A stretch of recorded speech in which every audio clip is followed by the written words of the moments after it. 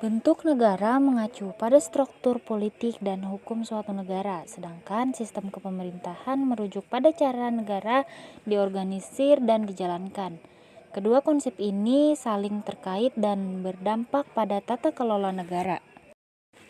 Bentuk negara dapat beragam, termasuk monarki, republik, federasi, dan unitaris.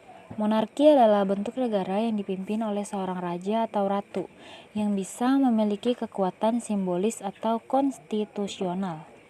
Republik adalah bentuk negara di mana kekuasaan berada di tangan rakyat atau wakil yang dipilih oleh rakyat.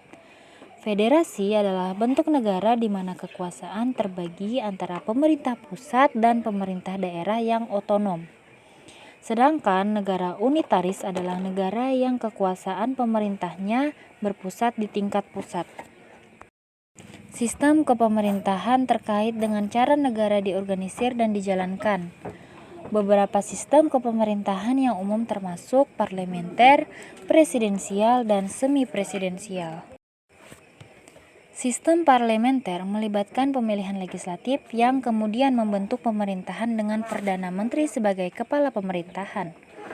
Sistem presidensial melibatkan pemilihan langsung presiden sebagai kepala negara dan kepala pemerintahan. Sedangkan sistem semi-presidensial menggabungkan elemen parlemental dan presidensial dengan kepala negara dan kepala pemerintahan yang memiliki peran yang berbeda. Contoh kasus dari bentuk negara adalah Indonesia yang merupakan negara republik. Dalam sistem kepemerintahan Indonesia terdapat sistem presidensial di mana presiden merupakan kepala negara dan kepala pemerintah.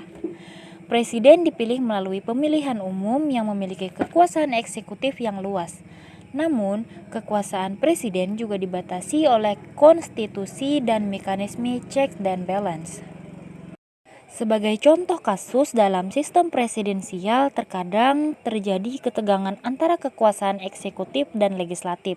Misalnya, jika presiden ingin mengesahkan kebijakan tertentu tetapi menghadapi penolakan atau perlawanan dari parlemen, hal ini dapat menyebabkan ketidakstabilan politik dan kesulitan dalam mengambil keputusan yang efektif.